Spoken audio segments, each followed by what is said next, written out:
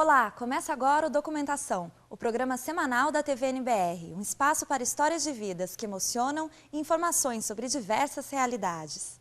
Hoje vamos saber um pouco mais sobre o trabalho da Comissão Rondon. Em 1912, Cândido Rondon teve como missão construir uma linha telegráfica entre Cuiabá e Santo Antônio do Madeira, em Porto Velho. Ele chefiou a Comissão de Linhas Telegráficas Estratégicas de Mato Grosso ao Amazonas, que ficou conhecida como Comissão Rondon. Durante a incursão pelo interior do Brasil, pesquisadores documentaram, inclusive em filmes, a cultura indígena, a fauna e a flora. Esse esforço ajudou a institucionalizar a pesquisa científica no Brasil.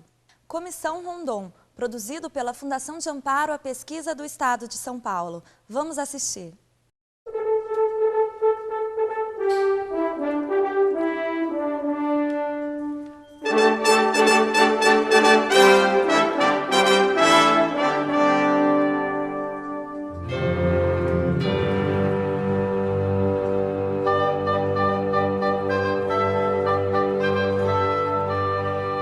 O que foi conhecido como Comissão Rondon é um conjunto de comissões que avançam para o sertão brasileiro, para o inóspito sertão brasileiro, tentando fazer efetivamente uma integração do país via comunicação. Seu nome oficial era Comissão de Linhas Telegráficas Estratégicas. A gente pode pensar que nessa ocasião a ciência também era estratégica, né? Ela que ia mostrar os meios de incorporação dessas áreas que eram tidas como isoladas do território. O termo estratégia remete a uma visão militar do espaço. Como nós vamos ocupar, de uma certa forma, entre aspas, militarmente esse espaço. Uma marca da República é a integração de áreas tidas na ocasião como afastadas. E os estados de Mato Grosso e do Amazonas, eles eram vistos como regiões muito isoladas dos principais centros urbanos, sobretudo da então capital federal do Rio de Janeiro. É muito sabido que Rondon era de formação positivista e tinha também uma visão humanística dentro do positivismo. E nessa expansão dos telégrafos, logo no começo da expansão dos telégrafos, ele vai se defrontar, e era neto de índios, tinha uma sensibilidade para essa questão, ele vai se defrontar com vários grupos, inclusive não contatados. Conhecer os índios da região, né, travar contato, isso também estava mencionado nas instruções de criação da comissão. Mas o fato da comissão ter dado origem a uma política indigenista, e mais do que isso, dela ter se notabilizado, né, de estar na memória, digamos, né, de todos os brasileiros por conta da relação dos membros da comissão com os índios, eu chamaria isso de um efeito não antecipado, ou seja, de um resultado que não estava previsto. Em 1910, com essa perspectiva do telégrafo, da expansão do telégrafo para o interior do Brasil, e com um grupo à volta dele ligado ao positivismo, ele cria o Serviço de Proteção ao Índio, e na época chamava-se também Localização do Trabalhador Nacional. Então, as ações da Comissão Rondon e as ações do ESPI vão se intercruzar, enquanto todo momento que o Rondon está à frente desses dois lugares. O Rondon é uma figura, não é, digamos, do grande panteão nacional muito intrigante, né? Porque ele passa a batizar a comissão que ele chefiou, não é? Se a gente falar em Comissão de Linhas Telegráficas Estratégicas, enfim, isso é absolutamente desconhecido, mas se a gente fala na Comissão Rondon, todo mundo conhece. Todo o trabalho da expansão do telégrafo com fio acaba se tornando inviável, porque o telégrafo sem fio via rádio aparece, então todo esse trabalho, né, em termos de integração acaba não fazendo mais sentido, mas não há ação civilizatória que ele faz através do Estado.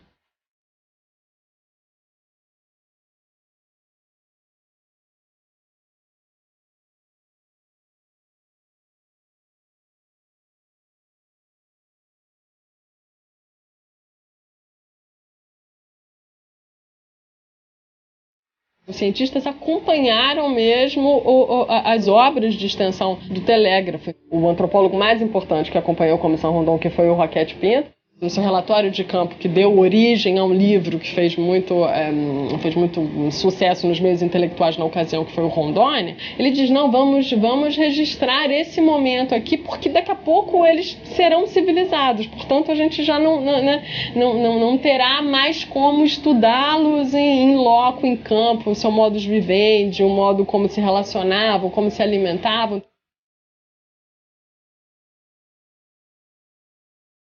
Então vamos rapidamente registrar isso aqui, porque eles tinham muita clareza, mas esse na verdade era o próprio projeto deles, né, de que aquela ali era uma situação provisória, né, de que ela era transitória, ou seja, eles eram os próprios agentes da transição, era assim que eles se viam, né?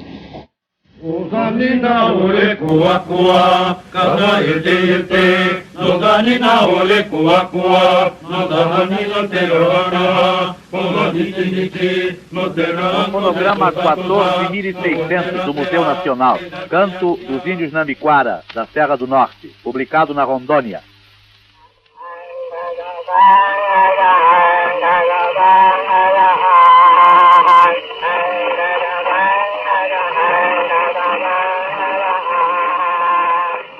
E se cria, em 1912, em Cuiabá, onde era a sede, o escritório central da Comissão Rondon, o serviço de fotografia e cinematografia da Comissão Rondon, encabeçado pelo jovem tenente Reis. E o Reis faz uma viagem para o exterior para comprar equipamento, compra 2 câmeras para fazer películas, volta e começa a filmar. Os primeiros, ou o pioneiro filme do chamado filme etnográfico, que é o Rituais e Festas de Bororo, que mostra, né, um ritual funerário dos índios de Bororo, no Mato Grosso.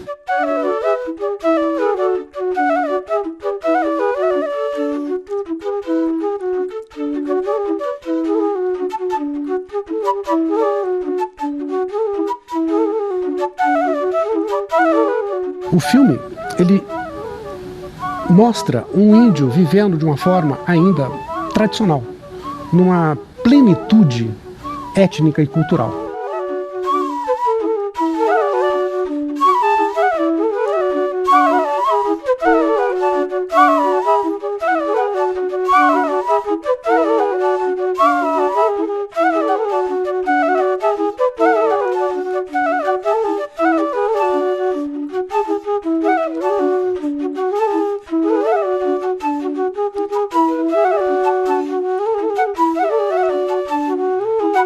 No final do filme tem uma cartela que diz: tínhamos ali a sensação dos tempos do descobrimento. Ou seja, remetia a uma ideia de um mito de origem da nação. A sensação dos naturalistas da ocasião, dos cientistas da época, da passagem do século XIX para o século XX, era de que a ciência sobre o Brasil ela era feita por estrangeiros. Então a Comissão Rondon, ou pelo menos assim, o fato da comissão ter incorporado séries de naturalistas em antropologia, em botânica, em zoologia, em geologia, enfim, não é parte desse entendimento, tem relação, não é com essa intenção de produzir ciência sobre o Brasil e a partir dos interesses, não é, nacionais. O museu era simplesmente uma das maiores instituições científicas nacionais. Ele era muito importante e muito central, né? Não à toa ele foi escolhido como, para falar também como os documentos da época, como fiel depositário do material levantado pela Comissão Rondon em campo. Essa daqui, essa cicata, nós temos nessa etiqueta o nome de Rondon como coletor desse material, né? É uma Humiriácea, da família Humiriácea. Esse material foi coletado pelo Miranda Ribeiro como integrante da expedição Rondon, criptorelos, obsoletos, ocrácea e ventres, que teria a barriguinha ocrácea. Que esse é um bicho muito comum no Sudeste, no Centro-Oeste. E essa população amazônica da Rondônia a gente nunca mais encontrou. Foi um trabalho pioneiro, foi um trabalho que foi as primeiras coleções assim, a nível de Brasil, coletado por brasileiro e que ficou no Brasil mesmo, né? Porque até então todas essas coleções que eram feitas normalmente tinham destino à Europa ou os Estados Unidos.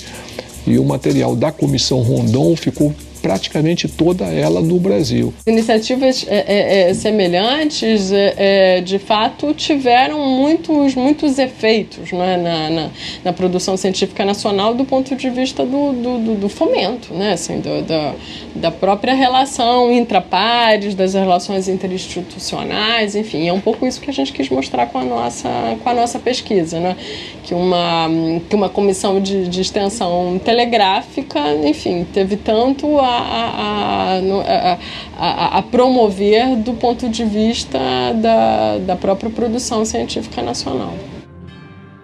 Enquanto o primeiro filme, a natureza fílmica, era o índio, nesse filme, Ronuro Selvas do Xingu, a natureza é a própria expedição. Eles vão explorar um rio chamado Ronuro, que seria, não se sabia ao certo, afluente do rio Xingu. Esse filme, ele mostra já uma competência cinematográfica. Tem uma cena, por exemplo, nesse filme, que é o corte de um tronco que obstruía a passagem das canoas. O tronco começa a ser cortado, em seguida tem um outro ponto de câmera que esse tronco cai. Ou seja, ele pensou, na hora de filmar, que isso daria uma montagem. O final do filme, que é muito marcante, quem comandava a expedição, um capitão Vasconcelos, ele perfila os índios que estavam acompanhando a expedição, e ao perfilá-los, ele vai vestindo um a um. Ele vai dando roupas para esses índios e até mesmo ajudando a vestir.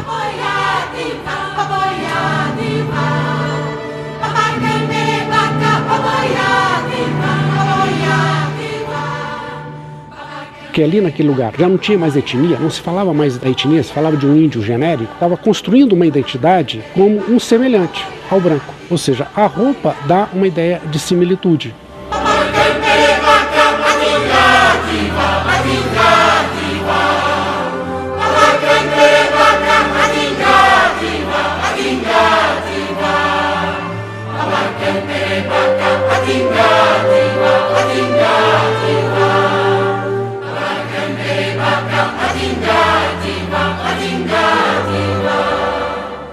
A ação do Rondon pela imagem era um convencimento e uma persuasão de que a existência do índio integrado, né, podia ser feita de uma forma não agressiva fisicamente. Ela é agressiva de outra forma, ela é agressiva simbolicamente. De fato, não se presumia a sobreposição, digamos, de hábitos civilizados sobre os hábitos indígenas. Mas eles achavam que lentamente os indígenas seriam, sim, conquistados ao modo de vida civilizado, né? Isso estava no horizonte, não há dúvida. Mas melhor assim do que sem isso. Melhor pela ação civilizatória não agressiva fisicamente, ou a presença simbólica do Estado. É muito difícil avaliar. É muito difícil avaliar entre questões de valorativas nesse sentido. Mas muitos grupos, efetivamente, têm existência por essa ação. Outros não. Por exemplo, o Zumutina hoje é um grupo está muito integrado, mas eles estão buscando a sua afirmação. E muitos desses grupos indígenas que buscam afirmação, hoje em dia, também estão procurando a sua própria memória, né? E esses estudos, sejam os estudos antropológicos, etnográficos, e mesmo essa produção cinematográfica é importante, né? Para voltar e se reconhecer, né, numa existência anterior. É um documento importantíssimo para a nação brasileira.